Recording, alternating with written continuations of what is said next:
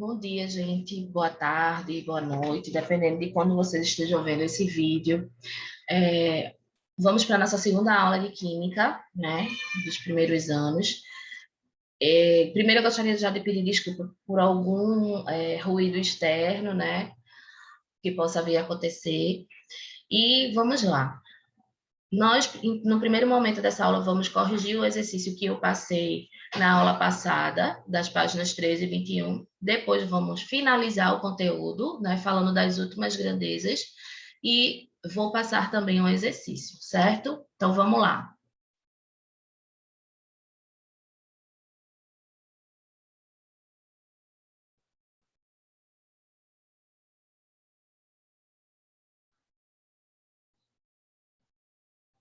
Então, vamos lá corrigir nossos exercícios. Bom, primeiro da página 13. Primeira questão. Certas propagandas recomendam determinados produtos, destacando que são saudáveis por serem naturais, isentos de química.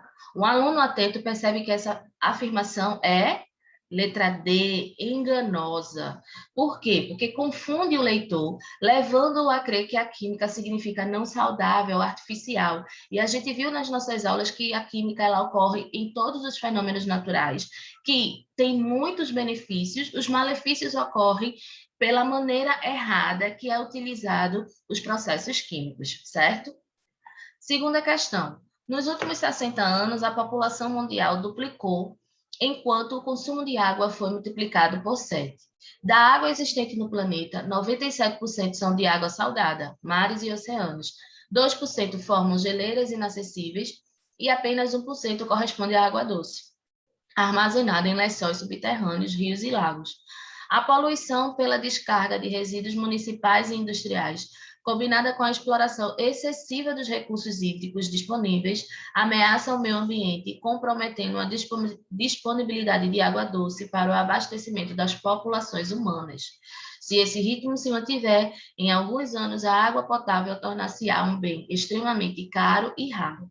Considerando o texto, uma proposta viável para conservar o meio ambiente e a água doce seria letra D, reduzir a poluição e a exploração dos recursos naturais, otimizar o uso da água potável, ou seja, utilizar a água potável com mais consciência e aumentar a captação da água da chuva, que muitas vezes não é captada de forma correta.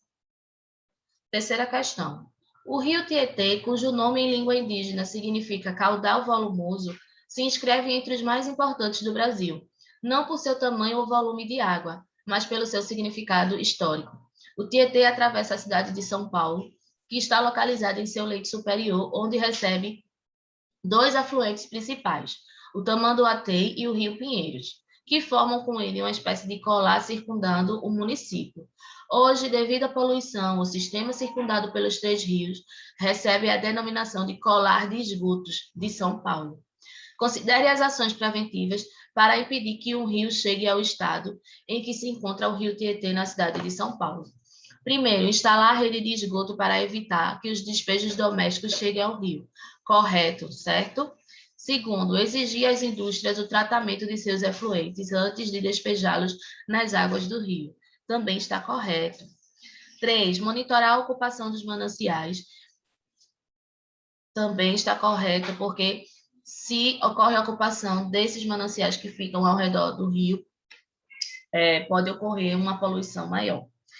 4. Esclarecer a população acerca dos prejuízos que podem acarretar a poluição de um recurso hídrico. Também está correto. Então, as 4 proposições estão corretas. Vamos ver qual a alternativa. É a letra E. Número 1, número 2, número 3 e o número 4. Com isso, a gente finaliza a correção da página 13 e agora vamos para a página 21. Primeira questão. Na verdade, na página 21, eu orientei que vocês corrigissem do 6º ao 12º. Na verdade, corrigisse não, fizesse as questões do 6º ao 12º, certo? Então, a sexta questão. Para verificar se um objeto é de chumbo puro, um estudante realiza a seguinte experiência. Determina a sua massa. Então, a massa do objeto é de 175,9 gramas. E aí, ele pega esse objeto e imerge, afunda-o totalmente em água, sendo que a quantidade de água, o volume de água é de 50 ml. Quando ele afunda esse objeto, o volume da água misturado com o metal aumenta, vai para 65,5 ml. Então, o que é que a gente vê? Que para obter o volume do objeto, apenas precisa subtrair 65,5 ml da quantitativo de água, que é 50 ml. Então, a gente já tem um volume. O volume do objeto é 15,5 ml. Então, com os dados obtidos, ele calculou a densidade do metal, comparou com o valor registrado numa tabela de propriedades específicas e concluiu que o metal trata-se de um chumbo puro. E aí ele quer saber qual o valor calculado para a densidade em grama por ml à temperatura da experiência. O que é que a gente vai fazer com esses dados? Nós vamos utilizar a fórmula da densidade, que é densidade dividindo a massa pelo volume. A massa do objeto é 175,9 gramas e vamos dividir pelo volume, que é 15,5 ml. Então, nós temos o resultado final de 11,3 gramas por ml. Dessa forma, qual seria a letra? A letra E, 11,3, certo? Vamos para a 7ª questão. Quando se espreme um limão em água, as sementes elas vão ficar imersas na solução obtida, ou seja, elas vão afundar na água, certo? Mas ali naquela solução não tem só água, tem a água e tem o líquido do limão. Adicionando açúcar, as sementes elas vão flutuar na superfície. E isso vai ocorrer por quê? Porque, gente, o açúcar ele vai aumentar a densidade da solução. Se ele aumenta a densidade da solução, o que tem uma densidade menor que a solução sempre vai flutuar. Eu sempre falo isso para vocês. Todo o objeto que está dentro de uma solução e que ele tem uma densidade menor do que aquela solução, ele flutua. Nesse caso, as sementes, elas têm uma densidade menor do que a solução formada por limão, água e açúcar. E aí, a resposta correta é a letra B. Ok? 8ª questão. Para distinguir ovos estragados dos bons, costuma-se mergulhar os ovos em um recipiente com água e observar o seu posicionamento. Alguém já fez isso em casa? E geralmente as pessoas mais idosas, elas têm esse conhecimento, né? E é um conhecimento bem correto, tá? Se o ovo afunda, ele está bom. Então, por quê? Porque o ovo ele tem uma densidade maior do que a água. Mas se o ovo vai para a superfície, isso é indicativo de que ele está estragado. Então, o ovo estragado geralmente tem uma densidade menor do que a água. Então, dessas observações, pode-se concluir que a densidade do ovo bom, eu já dei até a resposta, é maior que a da água. Então, nesse caso, é a letra D. Vamos para a 9ª questão. Em uma indústria, um operário misturou inadvertidamente, ou seja, não era para ele misturar, ele misturou erroneamente, polietileno, que tem como sigla o PE, policloreto de vinila, que é o PVC, e o poliestireno, que é o PS, limpos e moídos. Mas como ele fez errado, né? Então, para recuperar cada um desses polímeros, ele utilizou o seguinte método de separação. Ele jogou essa mistura, né, em um tanque contendo água, tá? A densidade da água é de 1 grama por centímetro cúbico, separando, então, a fração que flutuou. Então, uma dessas frações já flutuou, ou seja, ela tem a densidade menor do que a água. E ele deu o nome de fração A. E o resto da fração ficou ao fundo, e aí ele deu o nome de fração B. O que é que ele fez? Ele pegou aquela fração B, que ele não conseguiu separar só com a água, secou ela bem, e em um outro tanque, agora contendo uma solução salina. O que é solução salina? É uma solução com sais minerais, é aquela água com sal mesmo, que tem uma densidade maior do que a da água, ou seja, 1,10 gramas por centímetro cúbico. E aí, quando ele colocou aquela fração B, uma parte do material flutuou, e aí ele deu o nome de fração C, e outra ficou ainda lá no fundo, e aí ele deu o nome de fração D. No caso, as frações A, C e D eram respectivamente, então a questão quer saber quem é a fração A, quem é a fração D e quem é a fração D daqueles polímeros que o operário misturou. E aí a questão ela dá dados que são muito importantes para que a gente saiba. Primeiro, ela deu a densidade, né? Em grama por centímetro cúbico de cada um desses polímeros. Então, o polietileno tem uma densidade de 0,91 a 0,98, o poliestireno de 1,04 a 1,06 e o policloreto de vinila de 1,35 a 1,42. Então, o que é que aconteceu? A fração que flutuou na água, né, foi o polietileno. Por quê? Porque tudo que flutua numa solução vai ter densidade menor do que o líquido, não é isso? E aí, olhando a densidade da água, que é 1 grama por centímetro cúbico, e olhando a densidade do polietileno, ele tem o quê? Uma densidade menor do que a água. Então, por isso que ele flutuou. Então, a gente já sabe que a fração é o polietileno, que tem como sigla o PF. A fração B foi levada para uma solução salina, né? Então, lá, uma fração flutuou e outra afundou. Então, a fração C que flutuou na solução salina, analisando a densidade, foi o poliestrileno. Por quê? Porque o poliestrileno ele tem uma densidade menor do que a densidade da solução salina. Então, por isso que ele flutuou. Então, a fração C é o poliestrileno, que tem como sigla UPS. E, por último, né, o polímero que tem uma densidade maior e por isso que ficou sempre no fundo é o policloreto de vinila e por isso que ele é a fração D, o PVC, porque a densidade dele está entre 1,35 a 1,42, certo? Então, a gente vai ter primeiro o PE, depois o PS e depois o PVC. Nesse caso, a questão correta é a letra A. 10ª questão.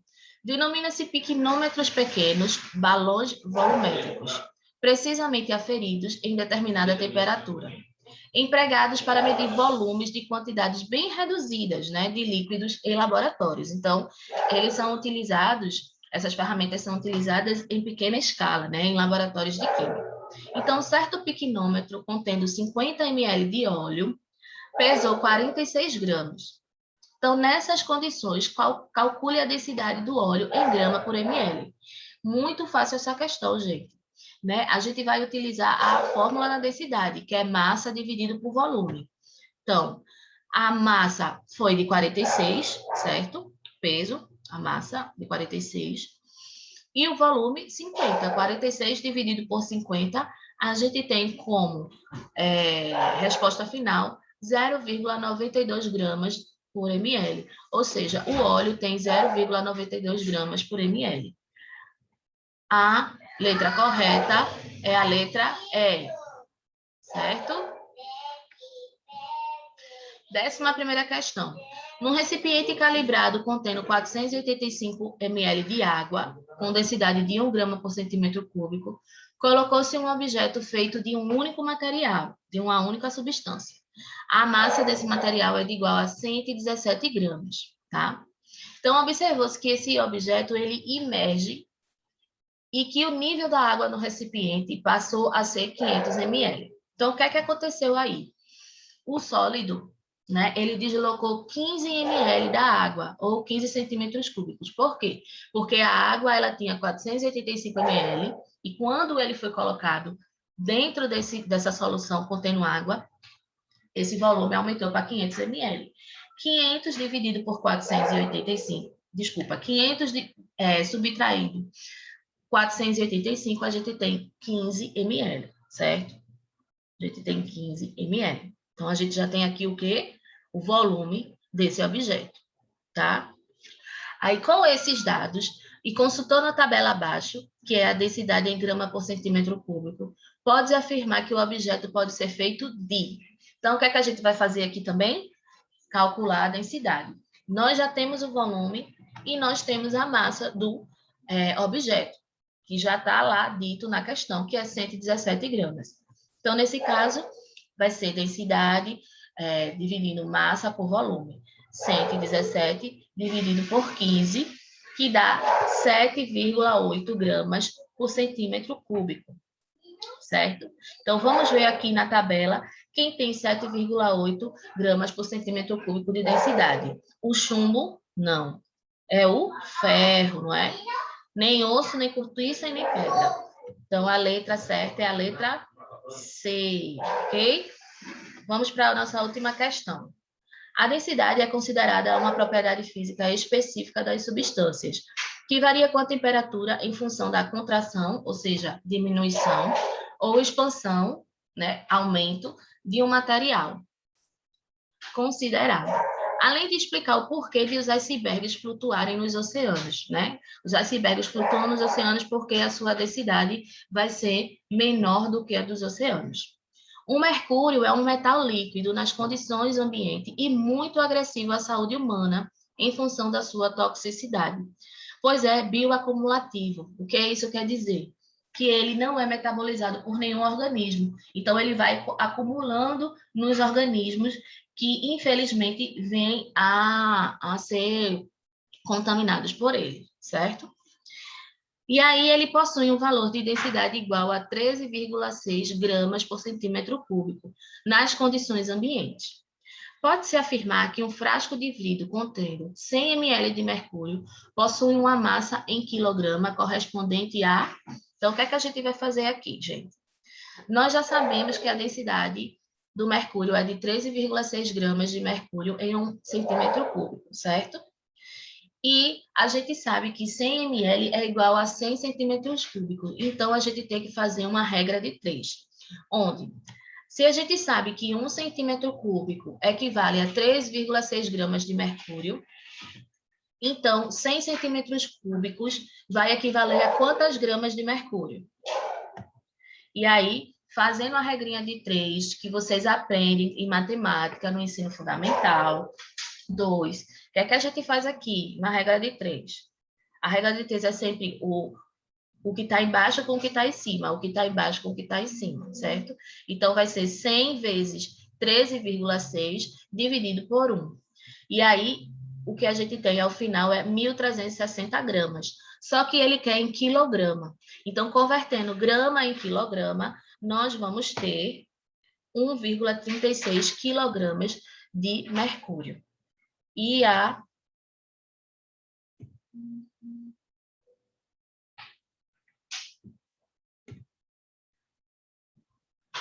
Certo, gente? Então, a resposta é 1,36 quilogramas. Então, a gente termina a correção dos nossos exercícios. E agora a gente vai ver as últimas 3 grandezas que são utilizadas em química, certo? Para finalizar esse primeiro conteúdo. E com isso eu vou finalizar também passando mais exercícios para vocês, tá certo? Porque em química a gente tem que praticar bastante. Então, vamos lá.